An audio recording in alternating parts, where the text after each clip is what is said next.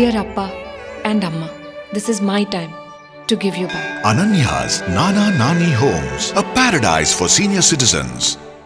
வங்கதேசத்தில் அவாமி லீக் கட்சி ஆட்சியில் உள்ளது. அதன் தலைவர் ஷேக் ஹசீனா பிரதமராக உள்ளார். அங்கு 300 பார்லிமெண்ட் தொகுதிகளுக்கு தேர்தல் அறிவிக்கப்பட்டது. எதிர்க்கட்சியான வங்கதேச தேசியவாத கட்சியின் தலைவர் கலிதா ஜியா ஊழல் வழக்கில் சிறையில் உள்ளார்.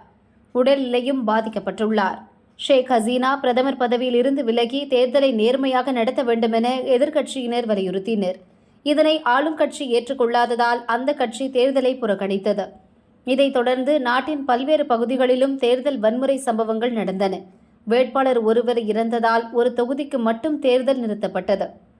மீதமுள்ள 299 தொகுதிகளில் நேற்று ஓட்டுப்பதிவு நடந்தது. வன்முறை நடக்கும் என்ற அச்சத்தில் மக்கள் ஓட்டு போட வரவில்லை.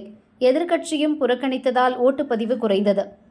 2018 தேர்தலில் 80% ஓட்டுகள் பதிவான நிலையில் நேற்று 40% மட்டுமே பதிவானது. உடனடியாக ஓட்டுகள் எண்ணப்பட்டன. 264 தொகுதிகளின் முடிவுகள் அறிவிக்கப்பட்ட நிலையில் அவாமி லீக் கட்சி 204 இடங்களில் வெற்றி பெற்றது. இதன் கூட்டணி கட்சியான ஜதியா 9 இடங்களில் வென்றது. இந்த வெற்றியால் ஷேக் ஹசீனா 5வது முறையாக வங்கதேசத்தின் பிரதமர் ஆகிறார்.